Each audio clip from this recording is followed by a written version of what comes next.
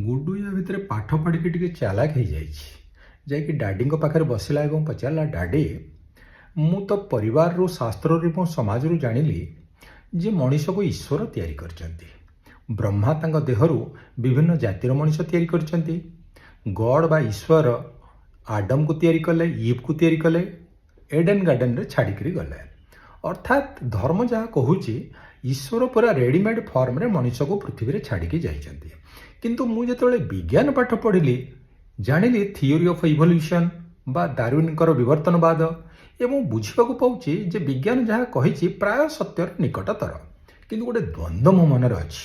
ଦ୍ୱନ୍ଦ୍ୱଟା ହେଲା, ଯଦି ପରୀକ୍ଷାରେ ମଣିଷ ସୃଷ୍ଟି ଉପରେ ଗୋଟିଏ ପ୍ରଶ୍ନ ଆସେ, ତାହେଲେ ସମାଜ ଏବଂ ଶାସ୍ତ୍ର ଯେଉଁଟା କହୁଛି ସେଇ ଉତ୍ତରଟା ମୁଁ ଲେଖିବି ତ? ଡାଡି କହିଲେ ନା ନା ନା ଲେଖିବନି। ତ ଗୁଡୁ ପଚାରିଲା କାହିଁକି? ଏ କାହିଁକି ପ୍ରଶ୍ନର ଉତ୍ତର ଡାଡି ଦେଇପାରୁନାହାନ୍ତି।